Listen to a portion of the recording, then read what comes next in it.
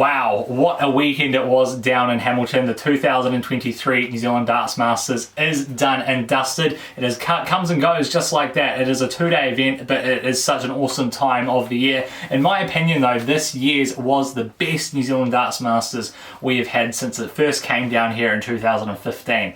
And I know people say every year, yes, you know, every year, oh yeah, it's better. It was better than last year, but this time was truly special. First off, 6 New Zealanders taking part. Initially, we had 5 down.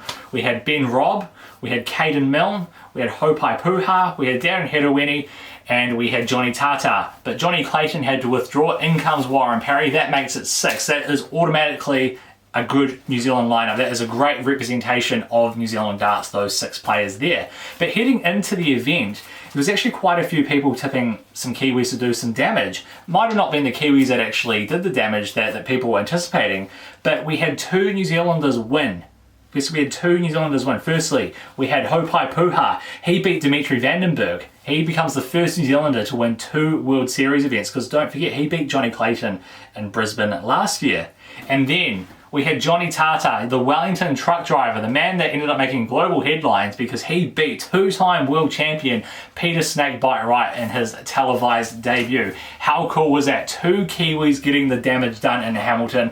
That to me automatically makes it one of the best tournaments that we could have asked for here in New Zealand. And what made it even better was the crowd on Saturday really threw their support behind the Kiwis, especially Johnny there as he fought his way back to take Rob Cross to a last leg decider. Didn't go his way, and as we all know, Rob Cross went on to lift the trophy, but boy, that was special. And Hopai, he admitted after the game it just wasn't there for him. It's just one of those days, but Nathan Aspinall got the job over them, and it's very fitting that the 2 guys that played the Kiwis in the quarters ended up meeting each other in the final. But some takeaways from the event in Hamilton. Firstly, I think it really shows that the New Zealand dart scene is starting to probably get back to where it was pre-COVID. And what I mean by that is last year, the general feel was that the level of effort by the New Zealanders, the performance probably wasn't there. But this year threw up the big surprises, not only because we had 2 Kiwis win, but overall the standard from the New Zealand players was outstanding. Ben Robb, for example, he had a 98 average against Danny Noppert, which I think in most cases is probably good enough to get a job done, but just wasn't meant to be for him. We had Darren Herawini back on that stage for the first time in 6 years, so great to see him there. We've touched on Johnny, we've touched on Hopai, and then we have Warren Parry, of course, the legend of New Zealand darts, keeps defying the odds. He's up there on the stage representing us, very proud, so that was awesome to see. The consensus on the Friday night though was the crowd was a little bit quiet, of course, when we had our 2 Kiwis when they really found their voice, but overall probably a bit quiet compared to previous years, but boy, they made up for it on Saturday night, and especially when our New Zealanders were in action. When Rob Cross was giving it to the crowd, they really got on his back, and the players admitted they could really hear that. A couple of other interesting things from the event as well was a couple of players actually spoke about a bit of wind up on the stage and the way the darts were flying. I don't know how well that came across on the TV. You could see it right down by the stage, but that was one issue a couple of the players had. And then Saturday night, the whole story, the crowd were fantastic on Saturday, and as I say, really throwing their support behind the New Zealanders was probably, well, that just makes the event. And from my understanding, the New Zealand Darts Masters will be back next year. Whether it's in Hamilton or not, I don't know. Of course, everyone keeps their lips sealed, but I think after what happened, we've just seen on the weekend, they have to be back. And of course, Rob Cross will have to come back and defend his trophy.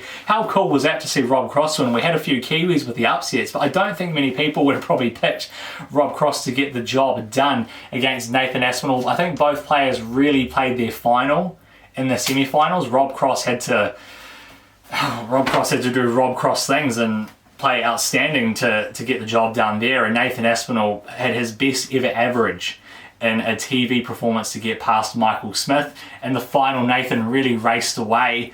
Rob Cross, after the break, fought back to eventually get the win in that last leg decider, which was a perfect way to really sum up the weekend. It was, as I say, fantastic. If you weren't there, I highly recommend next year, wherever it is, you get down to support the guys at the New Zealand Darts Masters. It was a fantastic event.